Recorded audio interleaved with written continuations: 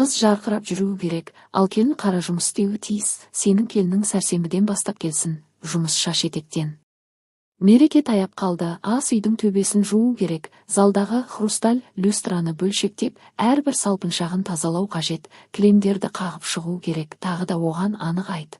Жаңа маникюрін жасап келмесін, маған әлі ескі майдан шойын ет тартқышты тазалау керек, ал оның ұзын тырнақтарымен тек жұмыс істеген болып көрінеді. Зейнегүл ханымның даусы телефонның динамигінен темірдей сақылдап естілді. Дәулет еріксіз телефонды құлағынан алыстатты, өткір дауыстан тыжырынып. Ол күбірлеп бірдеңе айтуға тырысты, әдеттегідей жағдайды жұмсартпақ болды. Апа, бірақ оның жұмысы бар ғой, есептері. Зейнегүл ханым баласының сөзін бөліп жіберді. Оның әлсіз қарсылығында елемет, қандай есеп тағы? Әкеңнің мерейтойы бәрінен маңызды. Біздің Дана бос емес, мүлде көмектесе алмайды. Оның кірпік ламинациясына жазылуы бар, пилинг, сосын тағы бір қымбат спа рәсімі. Ол қонақ, ол ханшайымдай көрінуі керек. Ал сенің келінің жұмыс киіммен келсін, болды. Күтемін. Ару күйеуінен 2 қадам жерде тұрып, кешкі асқа салат турап жатқан. Өткір пышақ ағаш тақтайды ырғақпен тарсылдатып тұрды. Әйел бәрін анық естіп тұрды. Дәулеттің телефоны үнемі дауыс зорайтқышта болғандықтан, тіпті көршілер де тыңдай алатындай. Басқа біреу болса, әлдеқашан пышақты тастап, айқай шығарып немесе ренжіп жатын бөлмеге кетіп қалар еді. Бірақ ол кезеңдер артта қалған. 5 жылдық некеде келінді қара жұмысқа жегу сценарийі әбден қалыптасқан. Дариға кенже қыз, ханшайым, анасының қуанышы, Ару тегін жұмыс күші. Бұл отбасына тек Дәулеттің әйелі атану құрметін өтеу үшін келген адам секілді. Пышақ тоқтады. Ару қолын ас үй сүлгісіне сүртіп күйеуіне жақындады. Дәулет қорыққандай иығына басын тығып дауыл күтті, бірақ әйелінің жүзі таңқаларлықтай сабырлы, мүлде тыныш еді. Ару оның қолынан смартфонды жай ғана алып, дауыс зорайтқышты өшірді. Зейнегүл ханым, қайырлы кеш. Арғы жақта ауыр тыныштық орнады.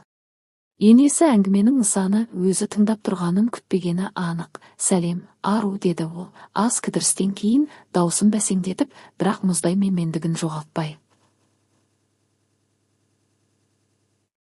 Естідің бе, ендеше дайындал.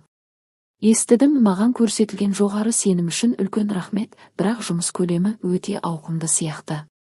Мен жүйелі адаммын, өзіңіз білесіз, барлығына үлгеріп, мерекені жақсы өткізу үшін маған нақты тапсырмалар тізімі қажет. Дәулет әйеліне аң-таң болып қарап қалды. Оның аузы ашылып кеткен еді. Ару нағыз топ менеджер сияқты сөйлеп тұрды, қандай тізім тағы? Деді енесі абдырап. Келесіңде айтқанымды істейсің. Жоқ, бұлай болмайды, уақытты босқа жоғалтамыз, өтінемін. Дәл қазір мессенджерге жуу, тазалау, дайындау керек нәрселердің толық тізімін жазып жіберіңіз. Мен жұмыс кестесін құрамын, уақытты бөлемін, хабарыңызды күтемін. Жақсы кеш тілеймін. Ару қоңырауы тоқтатып, телефонды күйеуіне қайтарды да, қайтадан қияр турауға кірісті. Дәулет жұтынып қойды. Сен не істедің? Ол енді қоймайды ғой. Жазада. Шынымен де 40 минуттан кейін ұзын хабарлама келді. Зейнегүл ханым іске ерекше құлшыныспен кіріскен екен. Онда бәрі бар еді. Балкон терезелерін жуудан бастап, перделерді қолмен жуу, күміс ыдыстарды жылтырату, ванна плиткаларын тіс щеткасымен тазалау, әжесінің рецептімен 3 түрлі ару хабарламаны парапшықта жымиып өз поштасына жіберді. Жұма кешіне, негізгі мерекенің қарсаңына, енесінің үйінде отбасылық кешкі ас белгіленген болатын. Дәулет, Ару, Дариға, Дана және атанасы қонақ бөлмедегі дөңгелек үстелде отырды. Дүкеннен алынған печенье мен шай ішіп отыр. Қайнатасы үнсіз теледидарға қарап отыр. Зейнегүл ханым ары-бері жүгіріп, келініне жеңісті көзқараспен қарайды. Тұзаққа түстің дегендей, Дана телефонға үңіліп, жаңа жасалған мінсіз маникюрмен үстелді жай ғана тықылдатып отыр. Ару сабырмен шайын ішіп бітірді де, кесесін қойып, үлкен сөмкесін үстелге шығарды. Сыдырма ашылған дыбыс естілді. Ол ішінен қалың пластик папканы алып, сақиналарын ашып, кестелерге толы бірнеше А4 парағын шығарды. Сонымен отбасы, бір сәт назар аударыңыздар. Арудың дауысы қатты шықпаса да, бәрі бірден тыныштала қалды. Дәулет ширығып қалды. Дана да телефонын көтерді, қағаздарды салды. Шыда, ең бастысы ішпейді, ұрмайды. Ей, Назгүл, сен 40-тың ортасына келгенде күйеуіңнен кетсең, кімге керек боласың? Баласы бар ажырасқан әйел. Кешір, турасын айттым. Ал біздің өлегіміз үйдің адамы ғой, ұрмайды, бөтен әйелдерге бармайды. Иә, тағы да жұмыстан шықты. Жаны нәзік қой оның. Біздің зауыттардың тәртібі оған сай емес. Светлана Ивановна шайына қантты ұзақ араластырды. Қасықтың кесенің шетіне соғылған дыбысы анық естіліп тұрды. Ол көзілдірігінің қалың әйнегі арқылы келініне қарап отырды. Назгүл үндемеді. Бұл үйреншікті жағдай. Бөтен пәтердегі сұр, әдеттегі таң. Әр бұрышы ескі иіспен жат тәртіпке толы. Көрші бөлмеде нәзік жанды Олег қорылдап ұйықтап жатыр. Кеше тағы бастықпен келісе алмаған, тағы біреуі жиһаз фабрикасында қоймашы болып 2,5 ай ғана істеді. Бұл өзі рекорд. Кеше түсте келді де, күртесін дәліздегі пуфикке лақтырып, мен құл емеспін. Бір жетіспеушілік үшін маған дауыс көтере алмайды деп айқай салды. Назгүл 48 жаста. Жергілікті ет комбинатында бас бухгалтер болып жұмыс істейді. Бар ауыртпалықты өзі көтеріп үйренген, таңертең жұмысқа дейін ас әзірлейді. Күйеуіне мүмкін бір жұмыс табылып қалар деп контейнерге түскі ас салып береді. Коммуналдық төлемдерді уақытында төлейді. Жалақысы жақсы, ресми. Зейнетақысы да дұрыс болады деп үміттенеді, бірақ ол ақшаны Назгүл өзі көрмейді десе болады. 25 жыл бұрын бірінші күйеуі оны тастап кеткен.